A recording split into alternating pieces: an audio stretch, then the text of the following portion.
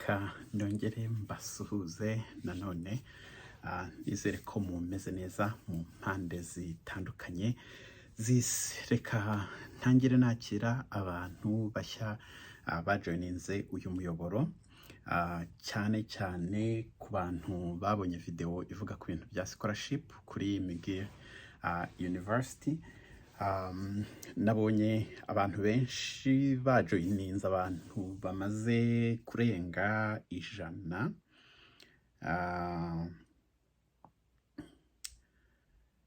ijana na 30, abantu bageze ku 130 bashya bajoininze kuri iyi video ivuga ku bintu bya scholarship. Tubahaye ikaze, ndetse n'abandi bashobora gukomeza kugenda bajoininga, ndetse n'abantu baba barajoininze muri iyi minsi tutabonye uburyo bwo kwakira. Tubahaye ikaze kuri uyu muyoboro. Tuvugaho ibintu bitandukanye bijyanye na immigration ya Canada, opportunities zihari. Tuvuga ibintu bijyanye no kuza kwiga ku bantu baba babitekereza, babifitiye ubushobozi. Tuvuga ku bintu bijyanye n'utuzi, nabyo dukunda kuvuga ko bireba cyane abantu babifitiye ubushobozi, cyane cyane iyo uri hanze ya Canada, kubera ko abantu batanga izo serivisi fees zabo ziba zihenze cyane kugira ngo bakubonere work permit. Tuvuga kandi ibintu bijyanye na immigration muri rusange, abatekereza kuba bahimukira, haba hari opportunities zitandukanye tugenda tuvugaho, bityo umuntu akaba yagerageza aramutse abonye hari aho yujuje ibisabwa, noneho akaba yagerageza gukora application. Ntabwo ndi umukonsilita, ntabwo ndi umunyamategeko muri immigration, ntabwo ntanga serivisi za immigration. Nkunda kubona abantu benshi babonye yenda nk'amakuru atandukanye ndimo mvuga bahita bantekereza muri iyo sanse. Ntabwo ariko bimeze. Ndi umuntu ubasangiza amakuru, hanyuma nkabashyiriraho n'amalinki, mukaba mwagerageza cyangwa se mukareba umuntu ubafasha. Ibyo navuga nkoraho cyane ni ibijyanye n'amashuri, ku muntu ushaka ibyo ko twamufasha gushaka nk'ishuri. N'urugero, aramutse ari ushaka kwiga, aramutse ari umubyeyi ushakira umwana ishuri, ibyo ngibyo umuntu ashobora kubikora. Turi muri ibi bihe kandi tunavuga cyane ku bintu bijyanye n'inguzanyo yo kuza kwiga kuri wa muntu ufite ubushobozi ariko budahagije cyane, budashobora kwafodinga kwishyura amatuition ya hano n'amafaranga yo gutunga umunyeshuri nk'uko leta ibi bisaba. Ikigo cyitwa Passage gitanga inguzanyo ku banyamahanga bujuje ibisabwa, ndetse iki kigo kikanagufasha kubona admission mu buryo bworoshye. Donc kigufasha kubona admission, kigaprocessinga ibya loan bitewe niyo yifuza, nimba ari inguzanyo ushaka yo kwishyura ishuri gusa cyangwa se kwiga no kugutunga, byose ukabibariramo. Bakazakora assessment zabo, babona wujuje ibisabwa bakaba bayikwemerera, noneho ibyo ukaba ari uzakoresha nka proof of financial capacity yo kuba ushobora kwishyura ishuri rya hano, ukabasha no kubaho nk'uko leta ibiteganya. Uyu makuru tugenda tuyavugaho mu buryo butandukanye, hari amavideo atandukanye twabivuzeho. Uramutse rero ari ubwa mbere ugeze kuri uru rubuga, ukaba urimo ushaka kureba ko hari aho waba wujuje ibisabwa, ushobora no kugenda ureba mu yandi mavideo twagiye dukora, ukareba ko hari icyo ushobora kubonamo. Nje rero kuvuga ku bintu bijyanye n'ubundi n'iyi scholarship. Iyi scholarship nari nabahaye link kugira ngo abantu bazashobora batendinge information session yabaye ku munsi w'ejo, no ku munsi wo kuwa gatatu itariki 22, niho bakoze session yo gusobanura iby'i scholarship requirements, abantu bagomba ku applyinga abari bo n'amavuko iyi scholarship. Ibyo ngibyo babivuzeho ku muntu washoboye kwatendinga ku itariki 22. So naratendinze rero, narakurikiye amakuru, narayumvise, ubwo nifuje kuba nayabasangiza kugira ngo umuntu utarabonye ko yatendinga nibura yumve ibisabwa, ndetse twanabonye n'imibare y'izo scholarship uko zingana. Mu by'ukuri ntabwo ari nyinshi cyane, ariko burya icyo umuntu ntaho kijya. Iyo umuntu yujuje ibisabwa ntabwo byamubuza gushyiramo application rwose. Iyi scholarship rero itangwa na organization yitwa Macor McBain Scholar. Nibo batanga iyi scholarship, bakaba bayiha abanyeshuri bashaka kwiga muri McGill University. Iyi scholarship bavuze ko ari nshya, itangiye gutangwa mu mwaka w'ibihumbi 2023. Murumva ko itaramara igihe kinini. Igahabwa abanyeshuri biga muri McGill University nk'uko mubyumva, donc ushaka kujya kuhiga ariko ku rwego rwa masters ndetse na professional programs. Nabonye harimo nka medical medicine, ndumva narayibonyemo, mbonamo ibintu bya dentistry, mbonamo ibintu by'amategeko. So izo degrees nazibonyemo, ntabwo ndi buhite nibuka urutonde neza, ariko information ndumva zifite, nshobora kuba nanarebaho neza. So muri rusange ni masters, hakiyongeraho n'ama professional degrees makeya nayo ari eligible. Hanyuma rero abantu bari eligible nkuko nabivugaga ni abantu bari muri Canada ndetse n'abantu bari hanze ya Canada. Donc uri muri Canada mu gihugu akaba afite permanent residence cyangwa se afite refugee status, ari protected person, cyangwa akaba afite citizenship. Donc ni umuturage uri muri iki gihugu yemererwa kuba yatanga application. Umuntu uri hanze ya Canada nawe ubwo nawe biramureba. Turaza kuvuga ku mibare kuri buri cyiciro, kuko bavuga ko 2/3 by'iyi scholarship bayiha abantu bo muri Canada, hanyuma 1/3 gisigaye bakaba ari cyo bagenera abanyamahanga. Kiritere rero bagenderaho, umuntu agomba kuba afite bachelor's degree cyangwa se akaba ateganya kuyibona mbere y'ukwezi ndibwira kwa 8 mu mwaka w'ibihumbi 2027. Ni ukuvuga ko umuntu ashobora kuba akiri no mu ishuri ubu ngubu azabona bachelor's degree umwaka utaha bitarengeje mu kwa 8, akaba atarengeje imyaka 30 y'ubukure, cyangwa se akaba yarabonye bachelor's degree mu myaka 5 ishize, ariko igihe yayibonaga akaba yarataruzuza n'ubundi cyangwa yaratararenza imyaka 30. Nuko kuntu babibara, umuntu uri gukora bachelor's degree nawe azayirangiza umwaka utaha akaba atarengeje imyaka 30, cyangwa se akaba yarabonye degree mu myaka 5 ishize, icyo gihe akaba yaratararenza imyaka 30. Iyo ni imwe muri kritere z'ingenzi bagenderaho. Hanyuma kritere ya kabiri, nagerageje kugira utwo nandika ku ruhande. Mu buryo bwo gukora selection bashingira ku bintu bigera kuri 5 by'ingenzi. Nyuma ya myaka no kuvuga uko rifahinze, unafite degree, hakurikiraho kureba ibi bintu 5 bikurikira. Harimo icyo bise exceptional character. Dukuvuga ko ushobora kuba ufite, sinzi nimba ndi buyite imiterere cyangwa se ibikuranga byihariye. Donc uriwe nk'umuntu, uko watakora description yawe, ushobora kuba uri umuntu ukunda gufasha, n'urugero ushobora kuba uri umuntu uri easy going, ariko mbivuga ushobora kuba uri umuntu ufite mind y'abantu nk'abarwiyemezamirimo, ushobora kuba uri umuntu ukunda gushakisha. Ubwo nibyo ndi kugenda ntekereza kuri iyi kritere bashyizeho. Bikaba biri exception, kuvuga ko ugomba kuba wegiselinga kurusha abantu benshi cyane. Akandi kantu ka kabiri ni community engagement. Community engagement ni ukuvuga ni ukuba uri umuntu ugira uruhare mu gutanga umusanzu wawe muri community mu buryo butandukanye. Ibi bintu uko bibara, ushobora kuba ubarizwa muri church runaka, ukaba ufite itsinda ubarizwamo, itsinda rikora ibikorwa bitandukanye, ibikorwa by'urukundo.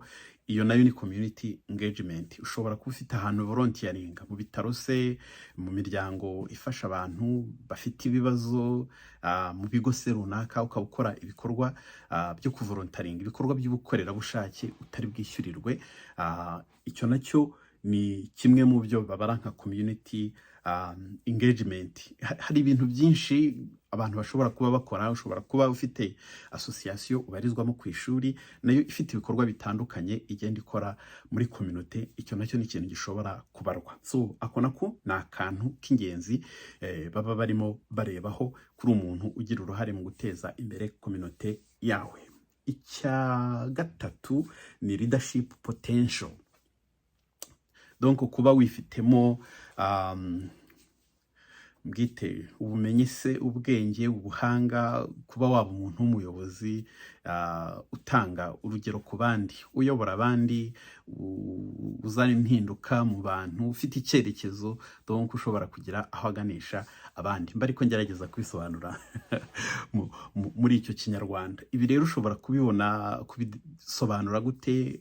Mu gihe dufata urugero uri mu ishuri, ushobora kuba hari amatsinda wagiye uyobora, mufite intego runaka, ukaba ari we wari umuyobozi uyashyiriraho viziyo, uyashyiriraho icyerekezo n'ibyo mushaka kuzageraho. Ushobora kuba uri mu buzima busanzwe ariko sitiri n'ubundi ukaba ufite ibintu bitandukanye uba urimo uyobora, cyangwa se ushobora no kuba warabaye n'umuyobozi mu nzego z'igihugu, birashoboka, mu itorero ubarizwamo, mu miryango runaka. Ibyo nabyo bishobora kukongerera amahirwe. Icya kane ni entrepreneur spirit. Ni ukuvuga ni ukuba wifitemo spirit, ni ukuba wifitemo se tubisobanure dutera, ntabwo nzi ko ibyo bya spirit turi buvuge ko wifitemo uwo mwuka wo kumva uri umuntu ushaka no guhanga ibintu, kwikorera ibintu, mbese rwiyemezamirimo muri make, ukaba wiyumvamo, reka nkwite umuhamagaro ahari byoroshye cyane. Icyo nacyo ni ikintu cy'ingenzi. Icya gatanu ari nacyo cya nyuma ni academic strength and intellectual curiosity. So ni ukuvuga ko banarebera uko uhagaze ku bijyanye na academic performance. Aha ntibazashobora kuzamo amanota wagize mu masomo wakoze, uko watsinze. Ibi byose bikareberwamo ibyo wagiye wacivinga, awards ushobora kuba warahawe mu buryo butandukanye, n'uburyo wigaragaza mu by'ubwenge, nabyo bikaba ibintu by'ingenzi. Utu tuntu rero uko ari dutanu ni ingenzi cyane. Ntabwo bareba gusa ko ufite amanota meza mu ishuri watsinze, ibyo ni byiza, ariko n'utu twose tugomba kwiyongeraho. Binavuze ko rero muri application uba urimo ukora, nagerageje kwinyuramo, hari umwana nari ndimo mfasha kuzuza, harimo uduce rwose bakubazamo ibibazo bigaragaza ko ariho uri bwerekanire ko umitinga izi critère bashyizeho. Urugero bakubaza usobanure impamvu yaba ituma ushaka kubona iyi scholarship. Aho ngaho ushobora gusobanuramo ibyo wasobanura. Uramutse uri umuntu usanzwe ukora ibikorwa bigira impact kuri societe, ukaba ufite ikintu ushaka kuza kwiga, ni urugero gifite aho gihuriye n'ibyo bintu, ugasobanura uburyo ubumenyi uzabona uramutse uhawe amahirwe yo guhabwa iyi scholarship yagufasha kwiga porogaramu runaka, ukayisoza ukaba wagira uruhare mu gukomeza guteza imbere community yawe. Numva icyo ngicyo ari uko nagisobanuraho. Ubwo mucyumve neza nk'uko bisobanutse, ntabwo ari amanota gusa, si uko watsinze neza gusa, ni no kuba ufite izi potential zindi nk'uko babisobanura. Hanyuma abantu bazafata, so mu by'ukuri ni scholarship iri very competitive, mbariko byita, kuko barimo baragenda bayamamaza hirya no hino ku isi, bafite amasessions atandukanye, bagenda bayisobanuraho kugira ngo abantu bayimenye, bamenye ko ihari, hanyuma batange ama application bazakore selection. Muri Canada, donc ba bantu navuze muri bya byiciro bitatu by'abaturage bari muri Canada, iyi scholarship izaba ihabwa abantu 20 gusa. Murabyumva uwo mubare w'abantu 20 bari muri Canada, muri za kategori 3: umu-citizen, permanent resident, n'umuntu ufite refugee status nka protected person. Bazafata abantu 20. uwo bafashe nk'uko twabivuze cyangwa se twabisobanuye muri video yashize, iyi scholarship ikavaringa ibintu byose, irakwishyurira ishuri, ikaguha amafaranga yo kugutunga, donc ikintu cyose cyerekeranye n'ishuri baragikavaringa. Abantu 20 muri Canada, hanyuma icyiciro cy'abantu bari hanze ya Canada bakaba batanga scholarship 10. Murabyumva ko atari umubare munini, ariko ntabwo nibwira ko umuntu ashobora guhita avuga ati uwo mubare ni mutoya. Ntabwo nakirirwa ntakaza umwanya wanjye ntabwo ariko nabifata. Uramutse uperforminga neza cyangwa se waraperforminze neza mu ishuri, ufite amanota meza rwose excellent hejuru hariya cyane, hanyuma ukaba wuje na ziriya critère, ufite ibikorwa byinshi bitandukanye muri community ugenda ugiramo uruhare cyangwa wagiye ugiramo uruhare, ntabwo byakubuza gushyiramo application yawe. Ni ukuvuga scholarship 20 na scholarship 20 muri Canada n'10 hanze ya Canada. Hanyuma kandi kantu k'ingenzi karimo ni uko umuntu ashobora kutagera kuri finali ariko akaba afite abantu benshi yarushije, donc ukaba wabaye umwe mu batop candidate ariko utashoboye kugera kuri finali, still ushobora kubona award y'ibihumbi. Reka nze ndeba aho nabyanditse nimba mbyibuka neza, aho uri muri Canada ashobora gutsindira ibihumbi 15 nimba nibuka cyangwa 10. Biransaba gufungura akavideo gato nari narekodinze, ntabwo nahita mbyibuka, ariko umuntu ushobora kuba ya performinze neza muri interview ariko ntabashe kugera kuri final stage, uwo nguwo ahita atsindira ibihumbi, sinze kubicurika, hamwe ni 20 ahandi 15. Bamwe nabari muri Canada abandi nabari hanze yabo, ntabwo ndi guhita mbyibuka neza kiretse mbaje gufungura video nkayisubiramo. So bakoresha ama interview muri stages zitandukanye mbere yo kugera kuri final. Abavuyemo cyangwa se uvuyemo abavuyemo bakaba aba finaliste bagiye guhabwa izo scholarship nimba ari muri Canada 20. Hazamo n'umuntu umwe nawe ushobora kuba performance neza ariko utagize amahirwe yo kwinjira muri abo 20, akaba yatsindira monta runaka yo ushobora guhabwa ukayikoresha ku yindi university yose ushaka muri Canada, atari ngombwa ko ujya kwiga muri McGill University. Ariko ziriya 20 zindi zo ni mandatory, ni ukuba ugiye gufata porogaramu runaka muri McGill. Hanyuma uri hanze ya Canada, ubwo nimba ntabicuritse, naho utabashije kwinjira kuri finali muri bari abantu 10 bashobora gufata, uhita uhabwa ibyo bihumbi 10-15, sindi bubyibuke, ni imbumbe y'amafaranga runaka nayo ushobora gukoresha muri indi shuri ryari ryose hanze ya McGill, atari ngombwa kuri McGill University. Ndumva icyo nacyo gisobanutse. McGill University niyo university ya mbere muri Canada. Ku bantu batari babizi, kumwe batondeka university mu gihugu bakavuga ati ya mbere ni iyi, ya kabiri ni iyi, McGill ni ya mbere muri Canada, ndetse iza no muri university za mbere nka 20 ku isi nimba nibuka neza. Ni university ikomeye cyane kandi nini, ifite amaporogaramu menshi cyane atandukanye. Iherereye mu mujyi wa Montreal, aho ni mu ntara ya Quebec. Ibya scholarship numva ari uko bimeze. Hanyuma kwa applyinga rero, ubu application zirafunguye. Bazafunga itariki 19 z'ukwezi kwa 8. Ni ukuvuga ko application ubu ziri gutangwa kuva kuzageza 19 z'ukwa 8. Hanyuma hazakurikireho session yo gukora pre-screening, bagafata abantu abafashe bakabatumira muri interview ya mbere, then gukomeza gutyo kugeza bageze kuri finali. Biba bizarangira nko mu kwezi kwa 4 ku mwaka utaha. Mu by'ukuri niho twavuga ko abantu bazahabwa scholarship bamaze kumenyekana, hanyuma bakitegura gutangira mu kwezi kwa 9 ku mwaka utaha. Nuko kuntu bimeze. Ndumva ndi bushyireho link munsi ya application, hanyuma abantu bakagerageza ntabwo igoranye, yenda agapariti gashobora kugorana ni agapariti ko kwandika k'ama essays. Harimo ibibazo bitandukanye bagenda bakubaza, ugenda wandika, ugomba kwandika mu buryo busobanutse, mu buryo buri convincing. Ni naho ushobora gushyiriramo ziriya element twavugaga, potential zawe, muri community engagement, muri leadership, muri entrepreneurship, muri academic strength. Donc ni ukwiseringa muri make niko nabyita, ni ukwicuruza ukerekana uburyo